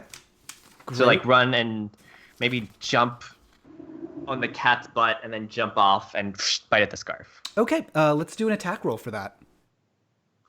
All right. And I have advantage. 21. Okay, and do your damage roll. So Vidor's teeth are like locked into this material now. 5 damage. All right, so he has actually shredded it quite a bit in where it's connecting to you. There's a big tear right down the center. And Mr. Mistopheles looks a little dismayed at that, and he says, I just got this scarf. I think Vidor just stays hanging from it. Yeah, he's just like hanging off of the thing. But I'm also going to, because Vidor had to like run across the field to get over there, I'm going to have Vidor do a Constitution save as well. Another 1, so 4. Okay. Vidor's going to take... let's see. He's going to take 4 points of poison damage from the spores that are kicked up from those mushrooms. This little fox coughing. And let's see. And now we've got that creature, the giant black beast, is going to attack. And let's see. And so it's... its tentacles are going to like wave around in the air, and they're going to lash out towards Grady. And let's see, they're going to do... It's going to slap you with it. It rolls a natural 1. I think that this isn't to my advantage, but I think you have advantage because I'm restrained. Oh, that's right. You are restrained. Let me just double check that, but... Good guy, Grady. That was a. I like the rules more than I like winning. Attack rolls have advantage. You're right. So that 1 is going to be replaced by another. Nope. A 14. That does not hit if there's no bonus. I'm 15. Oh no, sorry, no. Grady is 14, so that does hit. Okay. So that's going to be a 14, and so it's going to slap you with the sides of these tentacles, which have like giant suckers on the end of them. And it's going to do 1d6 plus 4. It's going to do 8 points of damage on Grady, plus 3 points of piercing damage. So you're going to take 7 overall. 7 overall. 7 points of damage overall. Yeah. And now we are back up to the top of the attack order. It is Grady's turn now. Because you're restrained, your speed is 0. You have disadvantage on dex saving throws, and your attack rolls are going to have disadvantage. And are my hands bound to my side in a way that I can't cast spells if they need like blue? Your hands are just like poking out a little bit, like at the bottom. You're kind of like wrapped up like a mummy in this thing with your hands sticking out. Okay, so I probably can't cast spells. You can cast. No, you can cast. I mean, your hands can move. Okay. So he said he was bored in the Feywild, right? And he wanted to play. So Grady is going to wiggle her little lesbian fingers and cast Silent Image. And is going to. She glances at Peregrinder, and takes inspiration from him, and then she casts Silent Image of a truly horrifying looking creature that has the body of a gorilla, the head of a zebra, the tail of a giraffe, tentacles for arms, and wheels for legs, even though they don't exist in this world. She's going wild. And it has a party hat. And it is like standing on a ball, like that circus thing where like an animal on a ball bouncing around. And it's doing that. It's not making any noise because it's silent image, but it's doing that in front of the cat creature. Fantastic. I love this image so much. And I'm going to say that Mistopheles is just enchanted by this. He is completely, just delighted by what he's seeing. And it is his turn next. And you said, sorry, describe this creature again. It was sort of a... Oh, it's gonna be hard. So body of a gorilla, head of a zebra, giraffe tail, tentacle arms, and I said wheels, but that doesn't make sense. Let's say like crocodile legs, and it's bouncing on a ball like a circus ball. So Mistopheles is like... And winking at him fervently. He's like, he's just, his eyes are wide, and he says, "Oh my God."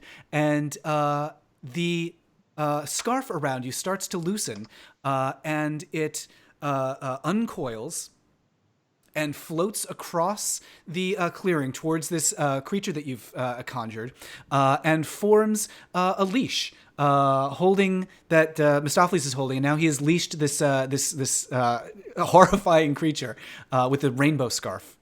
So it would go right through him because it's just an illusion. Oh, right. So it's just kind of like floating ephemerally through this illusion and just kind of like surrounding him and containing. So there's just sort of like a sparkly rainbow effect that is now added to this dancing bear. But Mistopheles he's just completely distracted by this thing, and he leans forward a little bit and he's like, "My new best friend."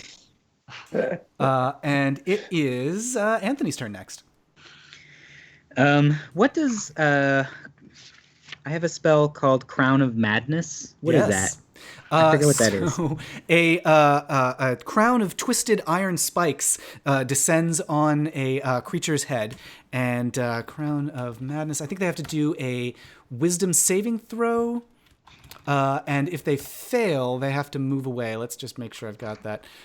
Jagged iron appears on its head. Madness glows in its eyes. Must use its action before moving to make a melee attack against a creature other than itself that you choose. Oh. So you can use that to make it attack someone else. But like I feel like we're making headway here with him. How do we get him to come with us? We just keep beating on him? I can just keep beating on him. I have fireballs. I can also move this thing. And like we could make him, if he was interested in just following it, although only for 10 minutes, so it wouldn't take us all the way back to the Clown Kingdom. And I've used my web. So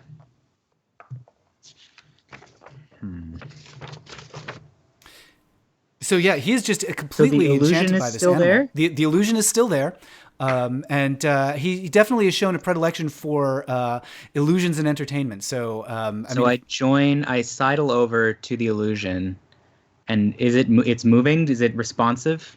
It can do whatever I want to do.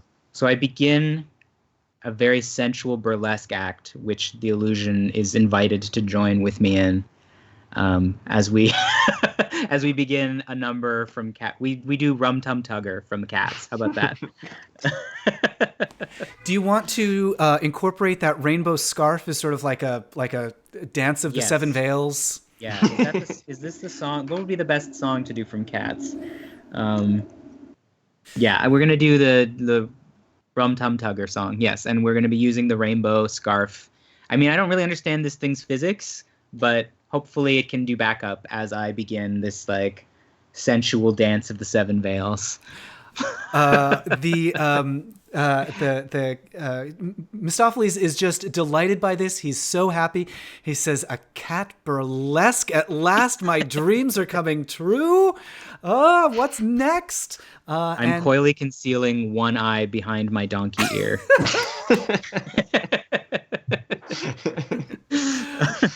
It is Carlos's turn. It's Agrias's turn. So does the cat that he's riding seem distracted by this image at all, or is it just him? This cat has a look on its face of curiosity. It's sniffing towards the illusion and the dance that's happening in front of it. And you notice that It's just sort of like drumming one of its paws on the ground rhythmically. Okay, I want to cast. I want to run over to Paragrinder, use my bonus action to cast Sanctuary on him so he can't get hit, and then I want to use my action to cast Light and have him basically become like when you use a laser pointer to distract the cat, but Great. you're the laser pointer now. I put it like on the top of the White Queen's crown so that it's shining. Fabulous. Okay, so wait, describe you. So you are over with the party, is that right? With the Yeah, I was where everyone was initially, and then Paragrinder ran over with the illusion. So I ran over to use bonus. Oh yeah, to I'm cast still on the sheet. Sanctuary. I forgot. Yeah, That's right. and then I cast Light on the thing's head, and then I like in a good mood, like we're all having fun, whispered to Paragrinder, "You should keep moving because this thing is gonna try to catch you. So like, be light on your feet." But it's much more sensual. Like I feel like I didn't capture how like It can be erotic. sensual and mobile. Yeah. Okay, it's sprightly. Sure. Yeah, it's a Volta. Sure. Yeah. Okay. is Agrias My sheep is jumping everywhere. Yeah. Kicking its back leg. is Agrias doing anything entertaining or performative? Yeah, she's clapping. She's never seen cats, so she's like clapping offbeat and doesn't understand she doesn't understand a reference this entire game session. She's everything is way over her head. She's like the musical with the chess piece crown. I love this musical. And then it's frequently Yes. these things like burning all of her spell slots to make this work. Oh, okay. Actually, let's do a number from chess. Now we're doing One Night in Bangkok. Yeah, that I know. Okay, yeah. Agrias knows no musicals except for the ABBA musical chess. She's like, yes, One Night in Bangkok. This I know. So without having prepared this, without ever having discussed it even, you didn't even know that this was a reference that anybody else knew. The party is doing the like One Night in Bangkok dance move where one person is standing there and everyone's doing the arms behind them. It just like happens. And I don't know the words. I only know it's One Night in Bangkok and then the like the world's hot your dog hunger. oyster. I don't know. Oh, that makes more sense. And the Catman starts. Mistopheles is just applauding in awe. The cat that he's riding on, the beast that he's riding on, is definitely getting into it. He's kind of like shimmying a little bit, and you hear a voice echo through the glade. It's a familiar voice, and it says, "Beautiful, wonderful. We are getting our kicks above the waistline." She strides, and so striding into the glade comes Titania, with her clown attendants stumbling after her. Oh no. No. She looks up at the Tuxedo Cat and she says, "Mr. Mistopheles, I suppose you think you're very clever." And he jumps down off of the beast and bows and dances over to her side. And Titania glances at the beast for a moment, and she says, "I suppose you think you're very clever as well." And then she turns to the party and she says, "Your chase and your burlesque has entertained me. I will help you to break your curse. But I ask..." I look at the clowns and I say, "I have an anti-clown glove hand. Stay back." All of the clowns like rear backwards, like with a gasp, and they like kind of cower and hide behind Titania. Tell me about her outfit. I want to know what she's wearing. So she's wearing these sort of like shimmering white, semi-translucent yards of fabric, and it's billowing as though it's a wave. It's like water. It's kind of just like rushing around her. And she has in front of her two orbs that are lighting her face from below. Oh, I see. She's been designed by Julie Taymor. Yes. Okay. Well, I mean, I'm happy to stay a cat, but if you guys You want are not a to change- cat right now. You are something else. Way past that. Okay, so wait. Does that mean that we have our friend back? Charismo is back? She says, so there's no sign of Charismo here. Are you like, do you want to... I will investigate, based on her comments, I will investigate the Tentacle Cat. You note, let's have you do a investigation check. So 1d20 plus... plus 5. I got a 16. Very nice. So that's going to resolve to a 21. And looking closer at the Tentacle Cat, when it's at rest, you can see that the tentacles are wrapped around it in a way that seems to mimic scarves. And you can hear it just sort of like humming a tune that sounds very, very familiar. And Titania says, "It would appear as though your party has been reunited." She says, "We're a mess." Fucking monsters. Okay, so we're gross here, but in the real world, we're still cats, right? She says, Is that where we are? "The moment you return to the material plane, you will become cats again. I can prepare you to return to the plane to break the curse. But it will take time, and I ask that for that time, you remain with me here in the Feywild as guests of the Seelie Court for as long as you amuse me." Is there a hotel somewhere we can? Does the court have clowns? She says, "These are but appearances," and she waves her arms at the clowns, and they shimmer, and suddenly they're all otters. Oh, yes, we will stay here for as long as necessary. Wait, but it's never a good idea to stay in the fairy world, right? Like, we'll come back and it'll be like 100 years later. Just won't eat anything. Oh, that is a good point. She says, "Of course, I can return you. Time passes here. As to my whims, I can return you to the material plane at the moment you left." All right. Do you have any pomegranate we could eat? She waves her hands, and all the otters become pomegranates. No. Oh, come on. But they have little otter tails. Okay. Well, I'm happy. I guess we can stay. scruff If we have profiles. to stay. Yes. She's delighted. She says, "Wonderful, wonderful. You'll stay with me here on the material plane as we prepare you to break the curse. It won't take long, perhaps a few minutes, a year, perhaps a millennia. It's all the same in the Fey realm. But you will, of course, return to the moment that you left, well prepared to restore your forms, whether those forms are human." She points to Grady. "Mostly human." She points to Agrias. She says a monstrosity, and she points to the beast with the tentacles, and she says, or she's sort of fumbling for words as she's Other. sort of. Other. She's gesturing towards towards Paraguay. Other, miscellaneous.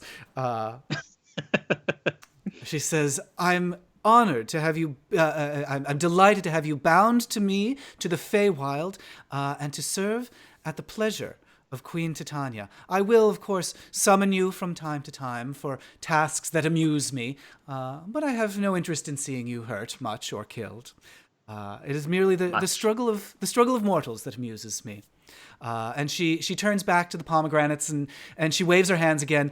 And some of them turn back into otters. There are a few clowns. There's a few that stay pomegranates with little otter feet. And a few of them turn back into there's a puff of smoke. And they clear away, and the 3 pigs are standing there, looking a little surprised. The one with the jockstrap, who no longer has a jockstrap, looks a little startled and puts his hands in front of his crotch. And Titania says, "Let the revelries begin." And deep there in the forest, in that clearing, Titania oversees a celebration of your joining of her court. There's music playing, clowns and otters and pomegranates and pigs are cavorting around you. The White Queen is just sort of like running in circles with her shawl trailing behind. The satyr from that grove is prancing around on a donkey. The pigs are rushing about. They're petting. One of them is petting Peregrinder. Another one is collecting jock straps from some of the other clowns that are there. And then one of the guests lowers her hood. It is a hag. She is gnarled and hideous. The sky darkens, and around you the Fae all fall silent. And the hag points to Titania, and she says, "Eat up, fair Titania. Dance while you're able. For your poor sister sleeps no more, and you'll have much to answer for. Cackle, cackle!" And she disappears in a pungent cloud, and where she stood is a decree from the Unseelie Court that reads, Titi, I am home. The whole of the Feywild is yours, except Avalon. Attempt no landings there. Her Royal Highness, the Queen of Air and Darkness. And scrawled on the back of that decree are the words, to be continued.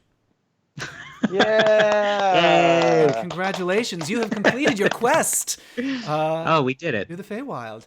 Thank That you was guys awesome. so And much I got for this. fucked up. I'm so glad. Thanks to everyone who joined us. Oh my goodness, there's so many folks who are watching in the chat right now. I'm so delighted to see everyone. Hi, everybody. Yay! So let's like I said, thank you to everyone for watching, and to our party, a round of applause from the chat. Everyone's braving and applauding and wooing. Wonderful. Glory Cave says post-humanism for the win. I didn't even get the tentacles that I wanted. Oh, your time in the Feywild is not at an end. I think there are many. There are many opportunities that await you. The whole of the Feywild is at your disposal, and I'm sure you know a thing or two about exploring holes. So, well done from Sheikah. Claps from Desda. Brack666 says good times. Wonderfully fun says Fritter Faye. 7 Dash says self applause. Hi everyone, thanks you so much. And folks, party, where can people find you? Anthony, tell folks where they can connect. I'm all over the place now, but if you type Mia Koopa into most platforms, you'll find me. MEAKOOPA, mostly on Twitter. And I've got some fun stuff happening very soon that I can't announce yet, but very soon can. So follow me there. You also have a outstanding podcast that you've recently begun. Oh, thank you. Yes, brand new podcast, The Devil's Party. We're just reading through Paradise Lost for fun. And I'm using my graduate degree for something actually worthwhile for once. It is a super entertaining listen. And we just had a drive. James and I had a drive from Seattle to San Francisco and back, and we listened to it on the way and talked for literally hours about amazing English history. So it was wonderful. I'm so glad. Yay. And Carlos, where can folks find you? I'm on Twitter and Instagram as Gaywonk, GAYWONK, and I make videos for Vox.com. Yay!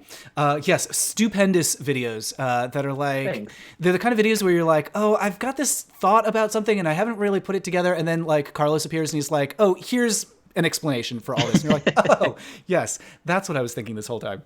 Thank you. That the one that you recently did about the NRA is just outstanding. Thanks. And Bryan Wuest. I used my graduate degree to show Carlos's videos in my class No way. about Overton Window, and they loved it. Yeah, That's awesome. we were talking about demagogues and the Overton Window and everything.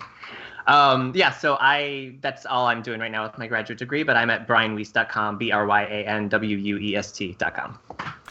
Fabulous. And sadly, we don't have Brian Safi joining us because he's sick. But folks can feel better, Brian. Yes, folks can find Brian's podcast, Charismo, who is a member of the party in under dire straits at the moment. Can be found at throwingshade.com and at Brian Safi on Twitter, and he's marvelous. And hopefully he'll be feeling better and joining us for our next adventure in the Feywild. And folks who are watching, if you like Dungeons and Dragons, and I hope that you do, otherwise my apologies for the last 2 hours, you might like this other project that we're doing where drag queens play Dungeons and Dragons. It's called Queens of Adventure. You can find it at queensofadventure.com. It's started as a live show, and now it's a podcast. Today is the last day of our crowdfunding campaign to fund Season 1. We've actually already funded Season 1, and we're blowing through some stretch goals right now, and we're just today we're super close to our final stretch goal. So you can go to queensofadventure.com to help us bring this show to life. Drag queens playing D&D, doing death drops and death saves, and merging these two very unlikely worlds of queer culture and D&D. Turns out it works pretty well. Queensofadventure.com. And James has delightfully put the links to everything in the chat. So that's everything. We've been going for about 2 hours now. You guys have been on quite a quest. But I think that's it. James, do we have anything else? Any other announcements? Anything else that we want to talk about? Otherwise, I think we're good to go. So once again, Well, thank you. so much for having us again. Great DMing. Yay! Yes. For running. Amazing work. That was really good, guys. Thank A you. lot of fun. Thank you for indulging my fucked upness. I hopefully I would love to see some. If anyone in the chat is interested in doing fan art, I would love to see some fan art of the condition that the party is in. I love the idea of Brian Savi joining the next campaign and being like, "What the fuck happened last time?" Yeah. Wait. I'm what? You're what? We're where? Yeah. So keep your eyes out for our next adventure. I don't know when it's going to be, but we'll do like with this one more announcing and arranging of things, and hopefully we'll get the word out to everybody because there's lots more adventuring to do. So once again, thanks to everybody for joining. Thanks to this party for being incredible explorers, and follow everybody in the party. And we'll see you next time on an adventure. Bye, everyone. Goodbye. Bye. Bye.